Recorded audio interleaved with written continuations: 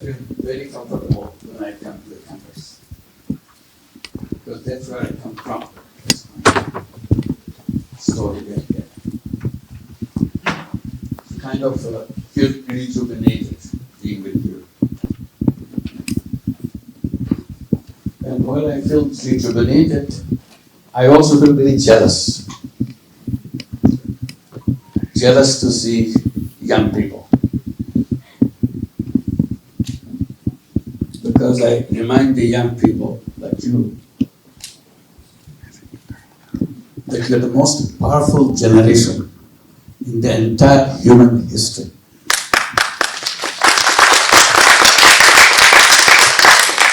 I repeat, you are the most powerful generation in the entire human history. I don't say it very lightly, just to please you. I really feel it strongly. That's where you are. You look like human beings like everybody else, like us. But literally, you are superhuman men. You'll see the movie Superman and all that. You are the Superman and Superwoman. Not because you have done something about yourself, just because you are born at this time, made you very exceptional. Because you inherited all the knowledge and technology that been developed over years. And you are in control of that. Sometimes I feel like telling you that you are the genie. You look like human being, literally you are genie. You remember the genie, Aladdin's lamp? You touch it, the genie comes out. You came out, you are here. But there's a problem about the Aladdin's lamp and the genie. If you have an Aladdin's lamp lying in the corner of your house, world would be the same as it always been. Because you never bothered to touch the lamp.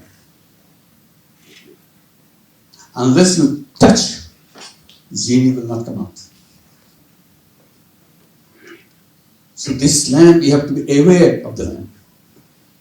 This is a different lamp than every other lamp that we have in the house. This lamp does magic by touching. Genie comes out and says, "What can I do for you?" So the first thing, you have to touch that magic lamp. Be aware of the power of that lamp. Suppose you're familiar, you're well aware of the power of that lamp, and one day you decided to touch it, genie comes out. What does the genie say? "What can I do for you?" And you didn't have an answer. Or you say, "Okay, I want to have the best meal in town today." Genie say, "Yes, ma'am." "Yes, sir." Produces the meal. You could have asked many things. You could have changed the whole world by asking the genie to change the world. Everybody has a good meal. You're not prepared for it. You just asked for a small meal that you like. And the genie brought it because that's the command you gave. Not only you become aware that you are a genie, you have to know what you do with your powers. That's what the university is all about. Prepare you. Prepare you, make you aware that you are a genie. You can do anything you want in the world. What is it that you want to do with that? Have you ever thought about it? So that's the basic question. We must be ready to ask myself that question because I'm the genie. What am I supposed to do? Not only as the most powerful generation in human history, I can do it much better, much faster than any other generation has ever done. If other generation took years and years to get it done, you do it in a split second. That's the power you got. So that power is there. Question is, what is that you're going to ask? That's where you should be debating, discussing, wondering, what should I ask myself, genie, so that it will get done. Because if you don't ask, it will never happen. So this is the direction, this is the way that education is all about. Education is not about 2 plus 2, you get the result. That's important, very basically, it's important. But the important thing, what does it lead to? Why am I learning this? To do what? So once I do that, then something fascinating thing happens. So this is one thing I leave it to you, think about it. I put it in the other context. The world is kind of floating in space. That's an answer given to all your textbooks. You know that all these planets, all these stars, billions and billions of them, are all floating in the space and moving.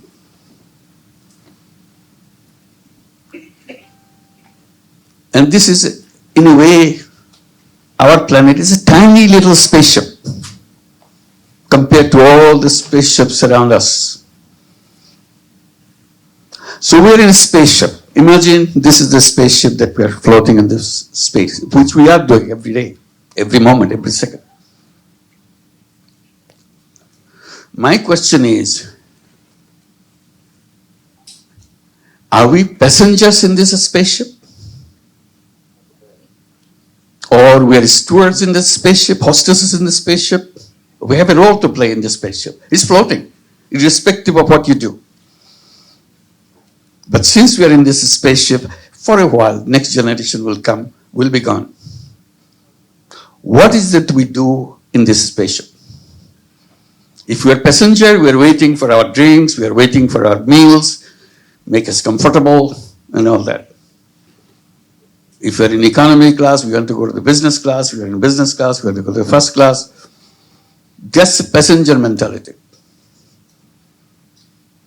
But are we passengers? My point is, try to remind you again and again, we are not passengers. We are the pilots of this ship. The responsibility as pilot is different. We can go and sleep, watch movies. Pilot cannot do that. Pilot has to fly the spaceship, make sure everybody in the spaceship is safe. And we are going the right direction. Suppose you agree with me that we are all pilots in this spaceship. This is our turn. We became the pilots. Somebody else will come, the next generation come, they will take over from us. If we are pilots, do we know where we're going? That would be terrible if the pilots don't know where we're going. At what speed we'll go, how do we avoid dangers along the way, how to make sure we get to the destination in the best possible way. That's our responsibility. So you debate yourself, are you a passenger or are you a pilot? If you're a pilot, these are the responsibilities. If you're a passenger, relax. Or try to get from economy class to the business class.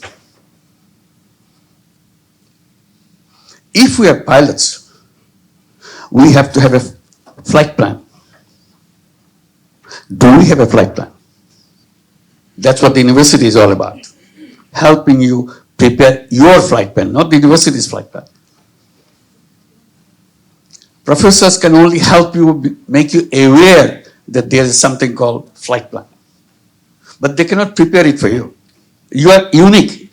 Not only are the powerful human beings,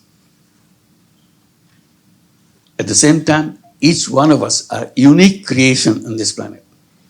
There is no parallel. There's no copy of anybody in the entire history of human beings. If you are unique, if you believe in that, what that uniqueness brings to us in this spaceship, what do I contribute, what do I add as a unique person? If I don't, I'm wasting myself. So university's role is to make you aware. Please don't waste yourself. You can change the whole world. That's the uniqueness you got. But all you got busy, how to get a job. Once you get a job is done. See, we threw away all the thing nature has given to us. Not use it. We are genie, but behave like everyday human beings. Never felt like a genie. Never used the power of the genie. So university that I think of is when somebody shake you up. Wake up. You're a genie. Take care of, take the responsibility of your generation's mark on the spaceship, what you do. So if you are talking about destination, which is very important, unless we know the destination where we are going, we cannot decide anything in the flight plan. Flight plan is about reaching the destination. If you have a flight plan, or we prepare a flight plan because we know the destination. But if you don't know the destination, what happens? Do we give up? We don't. We imagine a destination. We don't know what's out there. Just because we don't know what's up there, we make conjectures. We imagine. This is the destination I'm going to go. If I first hit is a miss one, it's not the right one, I turn around, go, keep trying to get to the right destination. But I must have an image of what the right destination is. If I don't have the image of it in my mind, in my dream, I cannot do anything. So again, I bring another word, dream. It's very important. Because it's a dream which takes you a particular direction. You are not sure you are going there, but you have to have a dream. Imagination. So I see imagination is a huge power. People will tell you, be practical, be those. Yes, of course you be practical, but at the same time, be a dreamer. Dream is the key of the human beings. If you imagine, you set your direction in that direction. If you imagine, it will happen. If you don't imagine, it will never happen. That's the power of imagination. We do it all the time. We watch science fiction. Science fiction, in the beginning, science fiction was people are dreaming about going to the moon. That was a big dream of human being. It's always there. Can we get there? People laughed at them. How can you get to the moon? Crazy guy. But the guy was the right one. He was imagining. They tried to reach to the moon in many ways. Really, practically. Failed every time, but never gave up. On that basis, we made science fiction movies, science fiction articles, science fiction books. All fictions. Still, we have not gone to the moon. Just because we imagine, just because we created fiction, we made it happen. Today, we want to go far away from moon. Moon is just a next door neighbor. This is driving us. What is there? What do we do? Are there gold and diamonds waiting there? Nothing. Maybe just empty, barren land or whatever there is. But imagination is, why should it be there unless we get there? Since it's there, we should be there. So imagination. So I'm encouraging you to imagine. Imagination is the core of human being. So don't ignore that. Collectively, individually imagine. Imagine about the societies, imagine about today, imagine about tomorrow, imagine about the neighbors, imagine about whatever you want to imagine. Always remember, if you don't imagine, it will not happen. So that's the power. You can, in imagination, you can do anything you want. There's no limit. So if it doesn't cost you anything, if there's no limit to it, why should you be stingy about imagination? Make your mind go as far as you want. Just because you let your imagination go beyond boundaries doesn't mean that it's useless imagination. No imagination is useless. Imagine the most outlandish imagination that you can have, so that you can make it your direction, moving in that, follow that path to make it happen. What is our imagination about the world today? Do you have a course on that? Does anybody have a course on that? What is our imagination? So sometimes I get so taken up by this idea of imagination. We hold competitions of imagination, particularly among young people, the campuses. Imagine the world that you want to create. And that imagination would be so many words or so many pages. You put it down as a competition. Wilder the imagination, better mark you get. And someone out of the thousands participants, someone will get the first prize. Why? Because her or his imagination is so wild and so fancy, so attractive, we chose that competitor the first prize. Encouraging imagination. That imagination, now you exercise, you try your imagination yourself. Just imagine. Write fictions. Only thing I remind, science fiction is a very known procedure. You do that. You can write your own science fiction. I'm encouraging writing social fiction. Science fiction is known. You do what we do. Science comes, you develop something and get something done by that. But nobody has social fiction. Social fiction is what kind of world as human beings we would like to have together. What will be the interaction with each other? What is it collectively we want for us? What kind of business world, what kind of economic world, what kind of political world? Everything is imagination. You don't have to look at what they do every day. You look what you are thinking in an imaginary world. Because if you imagine, that social system will emerge. Because everybody say, hey, this is a good idea. Let's do it. Let's try it. So I'm emphasizing social fiction. What was the imagination that I was trying to let people know? That's what you've shown the book here, World of Three Zeros. That's an imagination. The fiction. But if it touches you, Oh, that makes sense to me.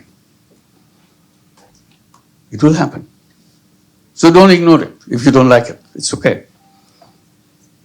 If you don't like that world of 3 zeros, you make a world of 100 zeros, your world of no zeros, whatever you want. But imagine it. Don't just say, this is rubbish. Okay, it's rubbish. But create your imagination, what kind of world you want. The reason I wrote about 3 zeros, very simple. First part of it is about the civilization that we have on this world today, that we are part of the civilization.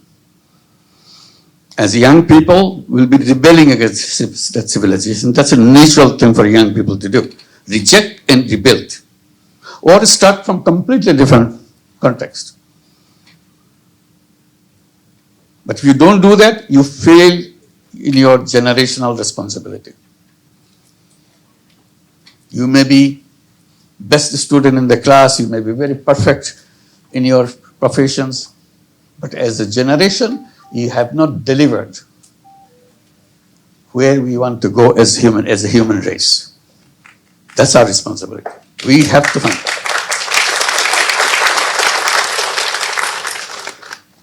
So I came to the conclusion in my first part of the story, the civilization that we are going through is a self-destructive civilization. We cannot protect ourselves from that civilization. This civilization will kill us completely. We know that, but we ignore it. Okay, today is fine. They are talking about something which probably will never happen. Just ignore, make us comfortable. They say the environment is going into the direction that will destroy this whole planet. And in the process, we'll be destroyed. Because we created a civilization based on waste creation, if I can make it a simple statement. Every day we are creating waste. And every behavior that we promote is a waste-creating behavior. So to put it simply, we say, if not anything else happening, will be put under the grave of waste that we created. We will be buried under the waste. So much waste we are creating. Because economy and a system, social system, promotes you to always accumulate. The main point in the economy is buy, buy, buy. You continue to buy.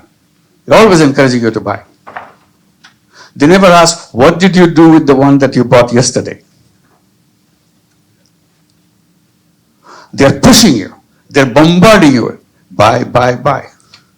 They create occasions so that you don't forget to buy more. We turn occasions as a kind of buying spree. Let it be Christmas, birthday, Eid holiday, or whatever. They jump in. Buy, buy, buy. This is the occasion to buy. They invent Father Days, Mother Days, Uncle Days, Auntie Days. Make you buy. Don't ask what you do with it. When you buy, you say, no, buy a pair. It's cheaper. See? Forcing you to buy more. Or buy on those days, we have a big discount. Always forcing you to buy. What you do after that, that's not their responsibility. The more we buy, the closer we get to the ultimate day. So they give us a lifestyle.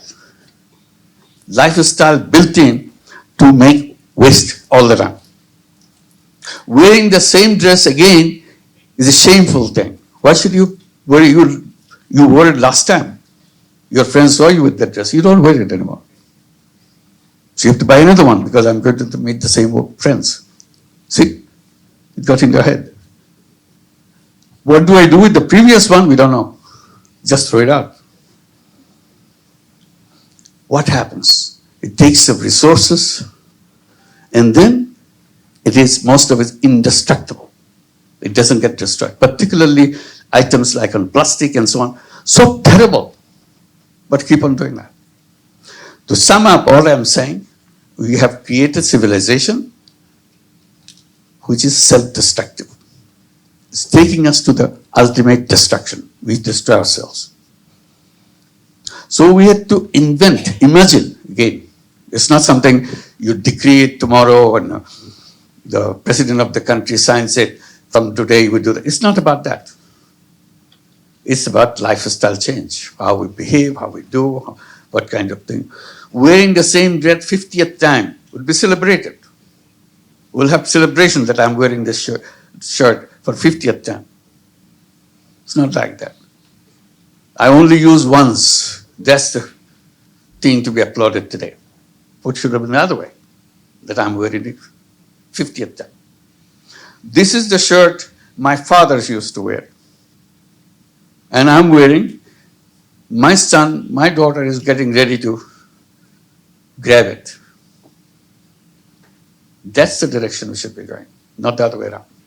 So this is one, again, for you to decide which way you want to go. I'm just simplifying things. This civilization will be a victim of environmental disaster because we are not aware of it. We don't want to do it. We say, okay, nothing is happening. I don't see anything. These are just talks. This is not real. It is real. Just because it comes in a slow motion doesn't mean it doesn't exist. Simply you can just bypass, ignore. But it's coming, for sure. The second one, that the imagination of the world that I'm thinking, world of 3 zeros, what are the zeros for? First zero is zero net carbon emission. I don't want any carbon emission in my life. I don't want any carbon emission in the whole universe.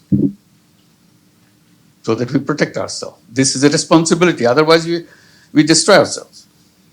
We talk about it, we write about it, but we carry on our life as if this doesn't apply to me. It's for somebody else. The second zero that I talk about, zero wealth concentration. You know all the wealth that we make globally? Every day we are creating new wealth. Have you ever asked, where does this wealth go? I know this has got big, he become a billionaire, he got multi-billionaire, he got millionaires, and we know that. But what does it mean to have become billionaires and surplus? Simple thing.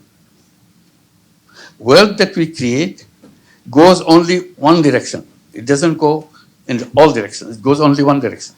It goes to the top.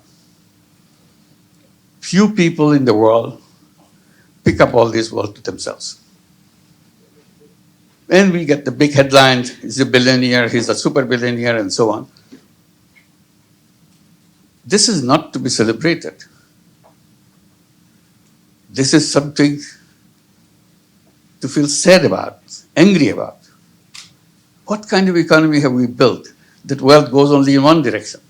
Wealth doesn't have any other direction. It has only one direction. It goes to the top. Because we created all the institutions around us, banks, policies, and all the things that you hear about in your economics book, all built to let the wealth go in one direction. We tried to do it a little bit differently, to make a little space so that wealth can go downwards. Wealth goes to the top, and not only top, it goes to the top men. You don't hear about multi-billionaires women. You hear about men. So that's the direction wealth goes. So what we tried to do in a tiny way in our own campus, trying to have little wealth go in the direction of the bottom people. That became known as microcredit and all that. But that's a minuscule, little segment, little piece of the huge mountain of wealth, which they will never see. Why? Because system doesn't allow that. System push the wealth only on the top. You're going to stop that. Because the system is built, and we study, we go back and make it stronger because we are graduate from this university, you know everything. So you make sure it works in a more concrete way, strong way. It continues to do the same thing over and over again. The second zero is in a new civilization that we are trying to create, it should be zero net carbon, zero wealth concentration. Wealth will not go in that system that we developed or we imagine. That's the imagination part comes, where wealth starts coming down to the people. Reverse the whole gear. See, you reverse in a car, you have a gear, it's going to the front. Now you reverse the gear, it goes to the bottom, back, comes to the people. Today, if you go to the entire world, if I'm generous, I can say 10% of the people in the world, 10%, owns 90% of the wealth of the world. 10% owning 90%. And that's not a just system. Tomorrow, it will be 9% owning 95%. That's the direction. And soon, very soon, maybe your generation, maybe close to your generation, 99% of the wealth will be owned by 1% of people. That's the direction.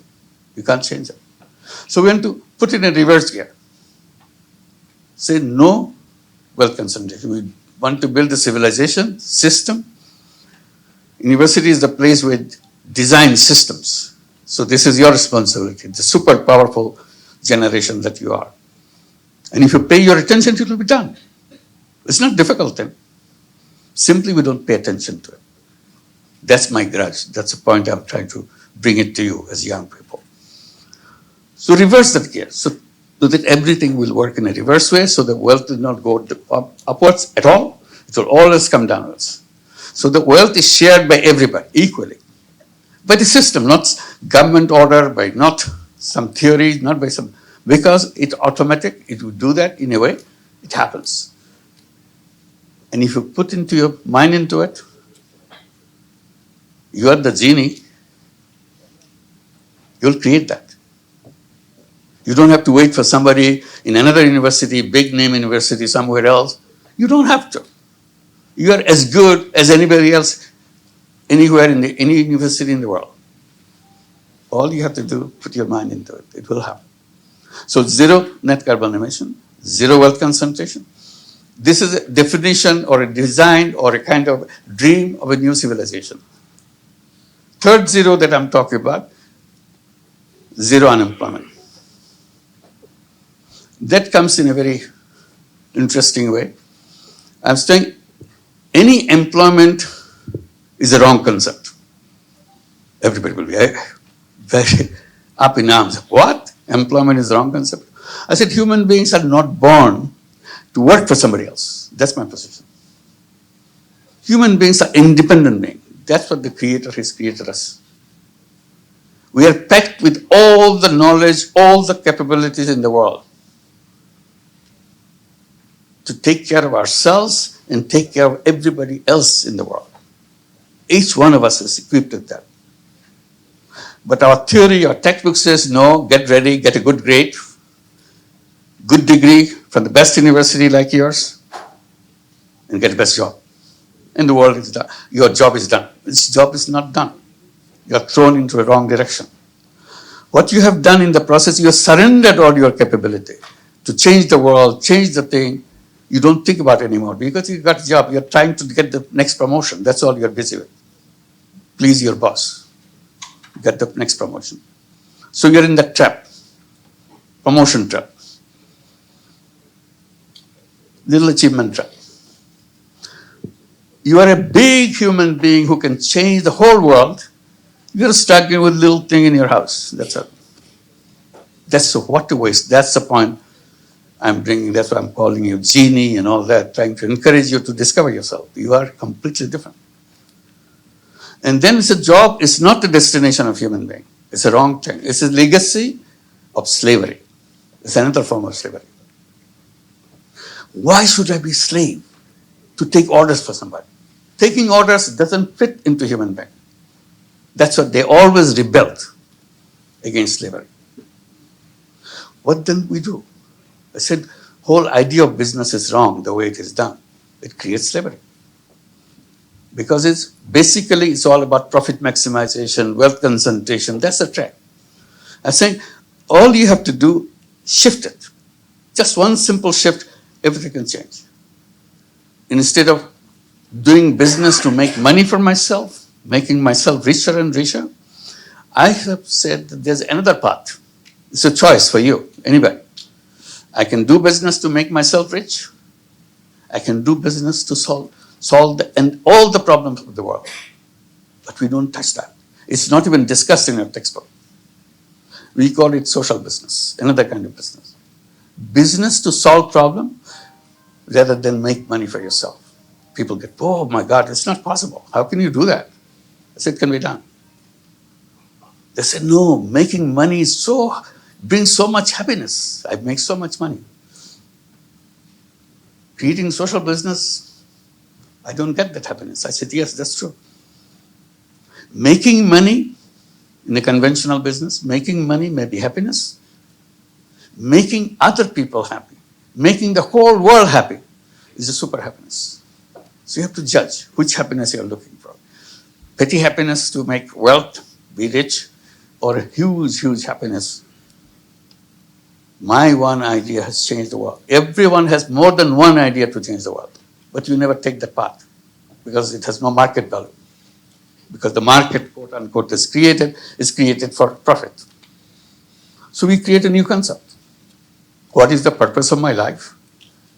How do I feel that I have done my duty? I feel complete, that I have a responsibility I have taken care of. That's a system. So these are the 3 zeros that we are talking about, creating a world of 3 zeros. Last point I'll make on that and conclude. Fine with 3 zeros. Like it, not like it, it's up to you. But think about it. You don't have to take anything that I say. All I'm doing, you have the power to change the world. Use it your way. But don't waste it away. Life is very short. You're already crossed the border of youth. Then gradually you'll be moving into careers and so on and so forth. And trapped into many other things. But this is the time, fertile ground, to change the world. Come up with an idea, not by sword, change the world. Ideas will change. You created the idea and make the change. So this is where, on the 3 zeros, young people love it. When I talk about it, they want to know more about it. In the process, I came up with an idea that since they are interested to do that, I said, why don't you create 3-0 club? Simple idea. Get 5 young people together, young people meaning 12 years to 35 years. Boys, girls, whichever you want. Get yourself 5 people, 5 of your friends together, create a 3-0 club. What do you do in the 3-0 club? Each member of the club promises to himself or herself, I will not in my work, in my daily work, contribute anything in carbon emission. If I'm doing the creating carbon emission now, 7 days a week, in everything I do, there's a lot of carbon emissions involved. I will make sure to begin with, I'll reduce it to 6 days a week. 1 day will be carbon free for me. I'll not do anything which creates carbon emission. If I'm successful, I'll do it for 5 days a week. 2 days carbon free. If I'm successful, 3 days a week, 2 days a week, 1 day a week, and no carbon emission from me. So I'm carbon free all of the time. This is the commitment I make. And it may take time, I can do it faster. It's up to me. It's my decision. I will not do anything which contributes to wealth concentration. It's possible. If I run business on a social business format, there is no wealth concentration because I don't make any profit for myself. My business is to solve the problem of the people. And that has no involvement with wealth concentration. So I will not contribute to wealth concentration. I will not contribute to employment because I'll be an entrepreneur. All human beings are entrepreneurs, not job seekers. That's a kind of flip side. So once I become free from carbon emission, wealth concentration, and I become a 3-0 person. Entire 8 billion people are doing otherwise, but I make myself 3-0 person. I don't contribute to that. I am free from that contribution. I'm not the cause of any of these problems.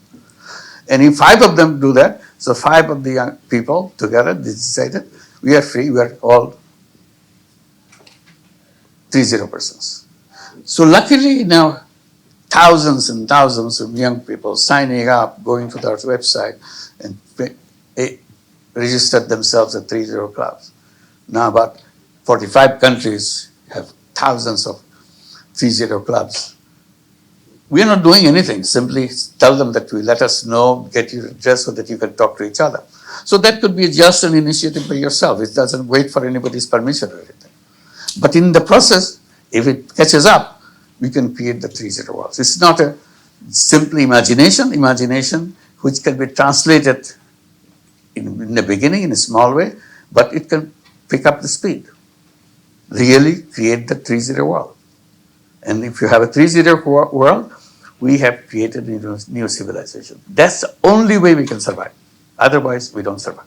Sorry to give you a kind of bad feeling about the world, but we have to be aware about where we are, and we have the power to change it. That's my emphasis point, that we are one single individual, one of you right here, can change the world forever.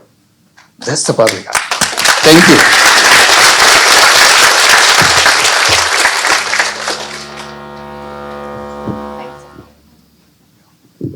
Thank you so much, Professor Yunus. I think we could all agree that we can sit here for hours and listen to you speak about all these topics because of the vast experience that you've had over the years. So I'll start with one question and then we can take the questions from the audience. I think we've talked about the bigger picture, so I think maybe we need to narrow it down a little bit. So I was wondering, it's been 5 decades since the microcredit initiative. It's had a lot of impact in many countries like the US and Bangladesh and other places. But focusing on the first zero poverty, how do we go there from increasing inequality and increasing poverty in the world? And what can microcredit do specifically if the structural causes of poverty, like you said, rampant consumerism, people feeling like they have to consume more and more wealth concentration remain untouched? Just one point to emphasize. I draw the attention. Poverty is not created by the poor people. Who created it? System that we developed in the world creates it every day. And we are teaching you how to do it. Strengthen that system. That's the problem. We are not creating the counter system, how to not to create poverty. There are business schools everywhere. And I'm invited to speak in the business schools. I said, I'm here just to tell you that you are doing wrong things. You are creating the businesses to make people poor. You think you're rich? You are rich, but people are poor. They say, what do we do? I said, why don't you? I'm not stopping you because people need it. They register you, they pay you, you teach them. All I'm saying, you are teaching every student how to make more money for their company. They will be working with those companies. And your job is to make sure they get lots of money and very successful and get growth with your success. That's your business. I think it's wrong, but I cannot stop. All I'm saying, why don't you create another department or another faculty in your business school?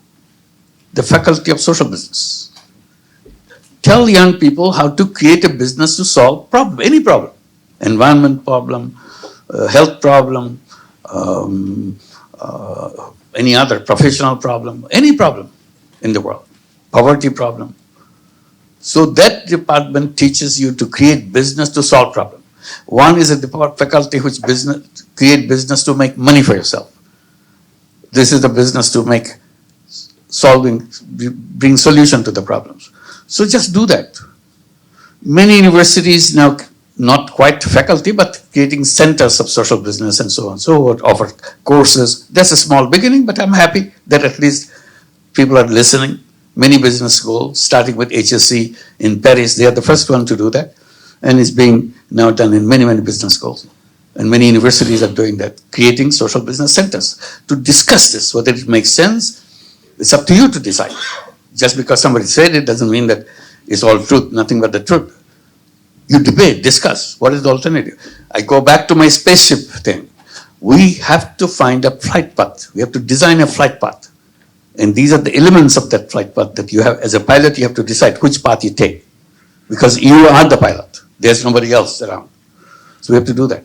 So this is where we'll say things are, but microcredit is a kind of a defiance. They're defining microcredit is like this. I said, no. Sorry, they were defining banking is like this. I said, it's a wrong banking. That's making rich people richer. That's the banking you go, do that. So we reverse that. We create a banking which helps poor people come out of poverty and become entrepreneurs by themselves. Every recipient of microcredit, which may be a loan for $10, $20, $100, $200, that's about the loan size. But each one of them is entrepreneur. You know, in our textbook, in our discussion, we say, not everybody is entrepreneur. Entrepreneur is a very special kind of people. 1 in million, 1 in 1,000. They are very special people. I said, that's not true. I'm saying every human being is entrepreneur. They don't believe it. I said, if you don't believe it, just look at Grameen Bank in Bangladesh. Over 10 million women, illiterate women, taking money, billions of dollars worth of money, paying back every penny, starting business, running it very successfully. Not only they run business, not only take money, they own the bank. They own the largest bank in terms of client. The largest bank in the country is owned by poor women. This is their bank. And they do serve themselves. So it's possible. Simply, you bring any criteria to say it is less than a conventional bank in terms of success, in terms of it's more successful than any bank in the country, any bank anywhere in the world.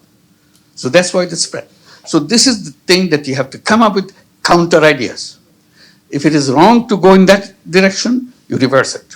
Probably will have a right direction. That's all we did. Thank you.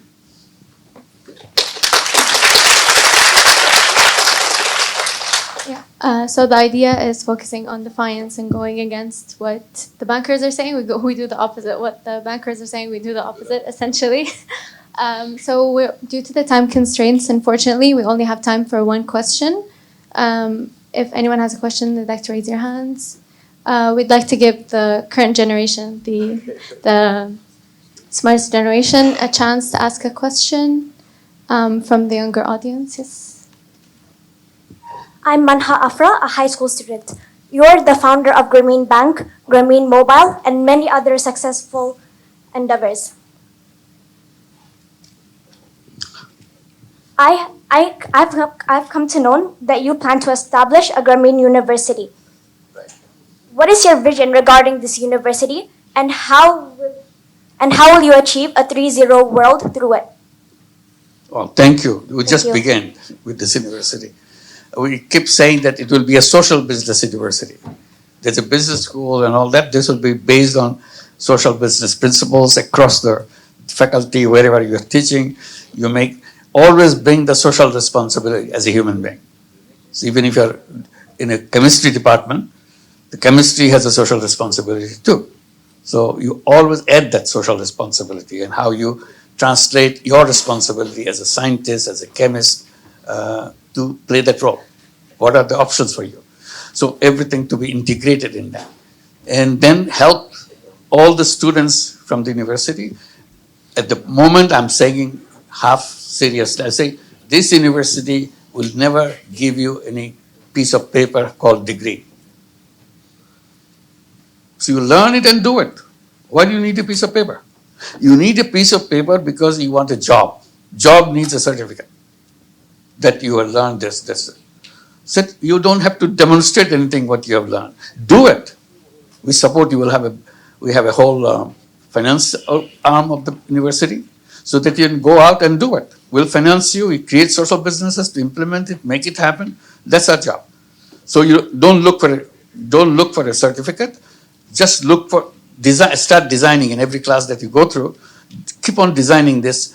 By the time you come to the end of the class, end of the courses, you can start your thing. You're ready. You're already, even when you're still student, you can start your thing. You don't have to wait for some degree or certificate because you're doing it. You felt that this is the right solution. That's all.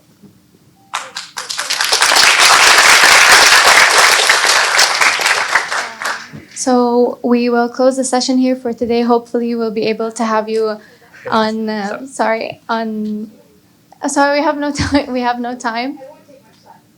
I'm sorry. We're unfortunately out of time, but hopefully we'll be able to welcome you back on better occasions. Look forward to it. Thank you. Thank Thank you. you.